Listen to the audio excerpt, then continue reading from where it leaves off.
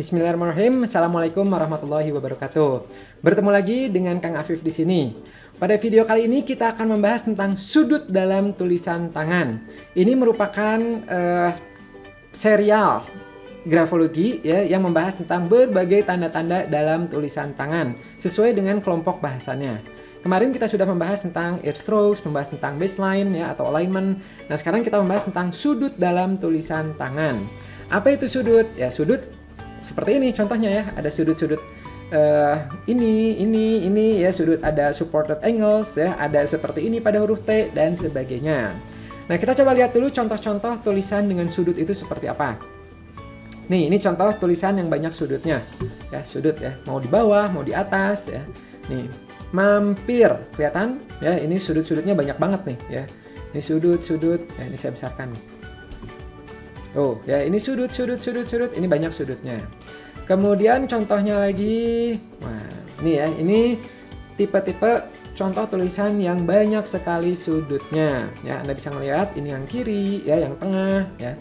Nih, ya ini termasuk banyak sudut-sudutnya. Ya, ini apalagi ya, sudut juga nih, gitu. Nah, pada video kali ini saya akan membahas cukup banyak kelompok sudut, ya. Itu ada sudut di middle zones, ada supported angles ya, ini kayak sudut tapi ada retrace-nya seperti ini, ada sudut di zona atas, ada sudut di zona bawah, ada sudut di ovals, bawah ovals ya, ada di T-bars atas seperti ini, ada yang di T-stem seperti ini ya, ada yang seperti ini gitu. Nah, itu yang akan kita bahas. Nah, bagi Anda yang tertarik ya, ini mengambilnya dari bukunya Bu Erika Karos, Companion Set, itu Anda bisa mendapatkannya di grafologiindonesia.com/buku ya, itu bisa di situ. Nah, sebelum kita mulai, Anda bisa sambil menyiapkan tulisan tangan yang Anda miliki. Mau tulisan Anda boleh, mau tulisan teman-teman Anda boleh, ya. Itu silahkan saja, ya. Nah, kita akan masuk ke bahasan pertama, saksikan terus.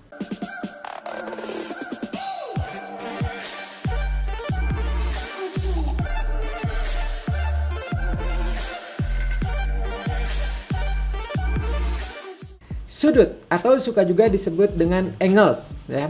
Ini sebenarnya memiliki berbagai makna grafologi. Ada yang berhubungan dengan kontrol, ada yang berhubungan dengan pola pikir analitis, investigatif, kesiapan menghadapi tantangan, hambatan, sikap harassment, kecemasan dan lain-lainnya itu bisa ya, authority dan sebagainya.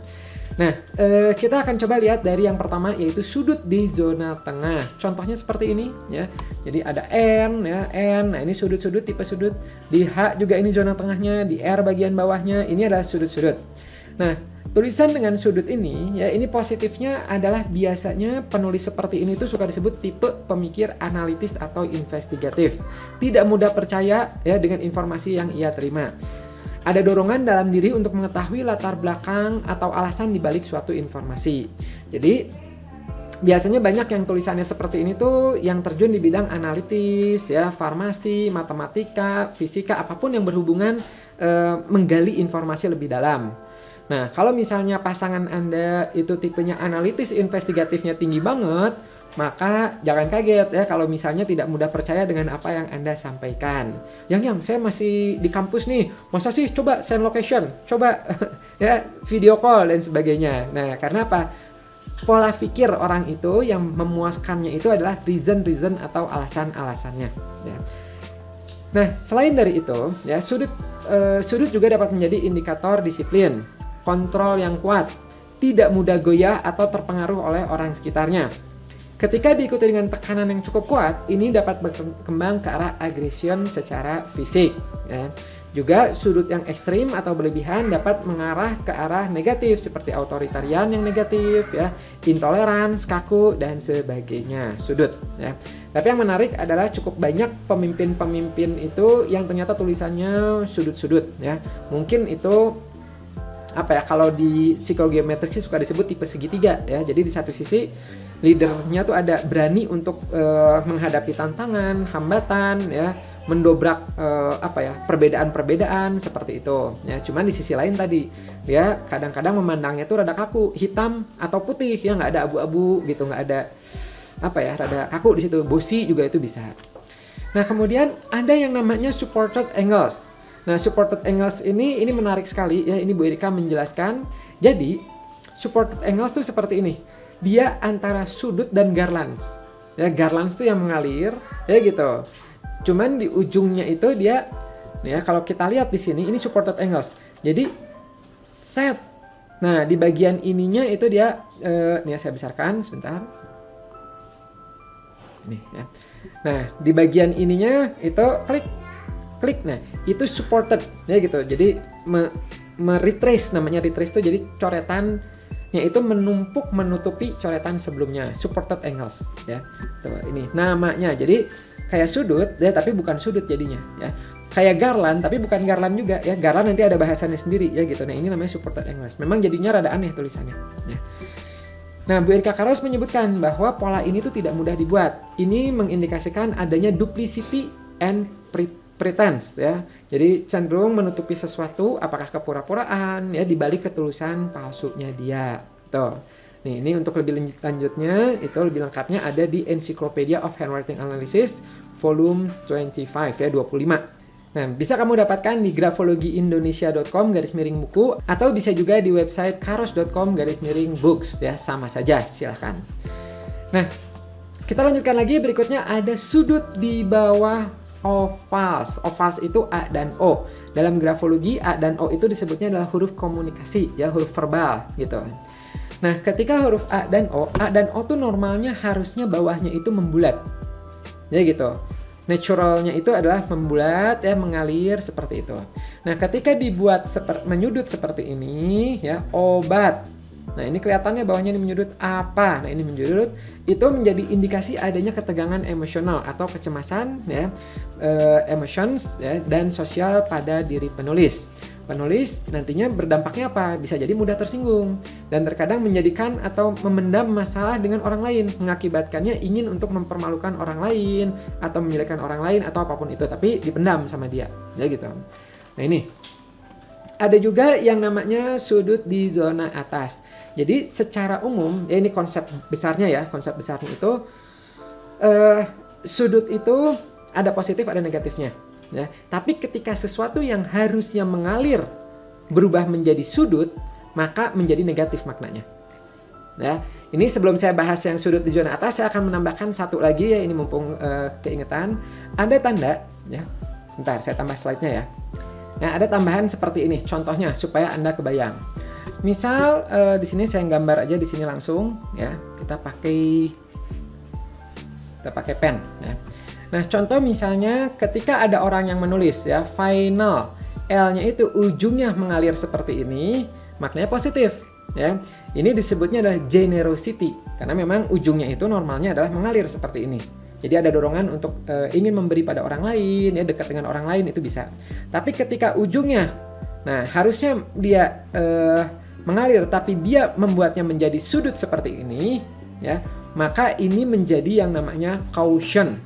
Ya, cautions, jadinya kewaspadaan berlebihan, jadinya malah negatif, gitu ya. Jadi itu adalah konsep umumnya, ya. Jadi sudut secara umum ada positif ada negatifnya, tapi ketika sesuatu yang harusnya membulat berubah menjadi sudut, maka maknanya menjadi negatif. Nah, sekarang kita lanjutkan lagi dengan slide berikutnya, ya, dengan yang tadi yang sudut pada zona atas.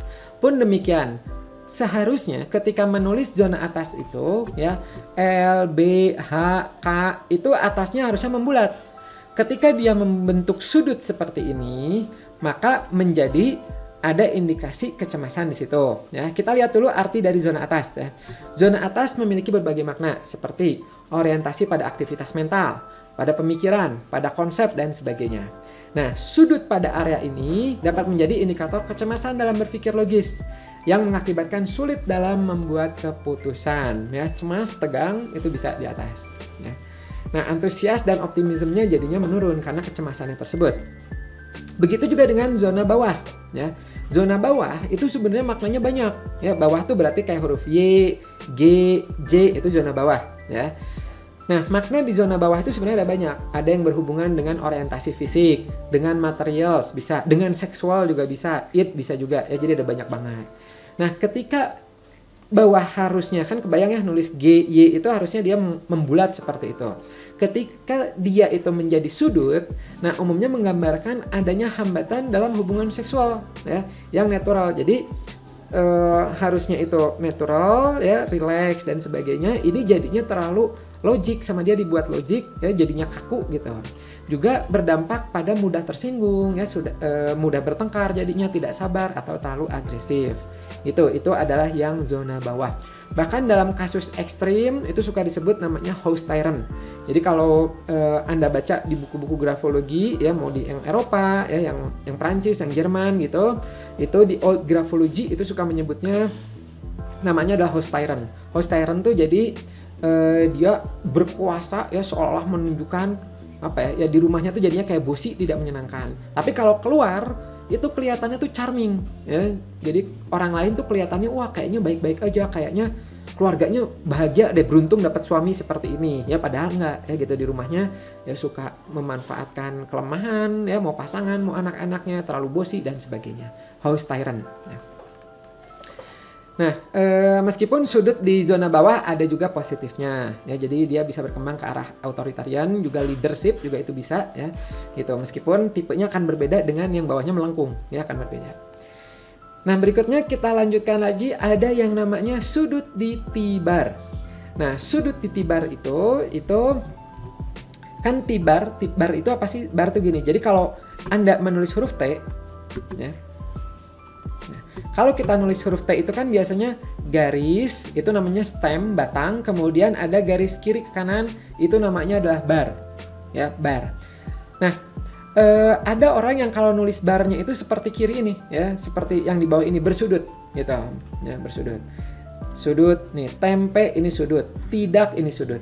Nah, apa artinya? Ini sudut pada bagian ini menunjukkan penulis tidak mau berkompromi dengan target yang sudah ia buat. Tegas, pantang menyerah, tanpa henti dalam mengemudikan dirinya sendiri. Mengemudikan itu maksudnya motivational drive ya, jadi mengarahkan dirinya sendiri. Ia mengharapkan orang lain untuk beradaptasi dengan ambisinya daripada ia yang harus mengikuti orang lain. Nah, tapi ada catatan. Di sini T-bars-nya tidak berlaku yang seperti ini ya. Ini saya tulis di atas ini ya. Tidak berlaku yang kayak gini. Misalnya nulis tidak. Nah, kan suka seperti ini ya. Nah, ini tidak termasuk ya, ini tidak termasuk. Kalau ini namanya adalah fluidity atau flexibility, fleksibel, mengalir ya. Nah, yang dimaksud di sini adalah dia yang membentuk sudut ya, T klik, nah gitu ya, kaku di sini. Kemudian ada juga yang dia menulis barnya seperti ini. Nah, jadi T barnya itu di bawah ya. Nih, misalnya nulis tidak, set tidak ya, teman, seperti ini ya.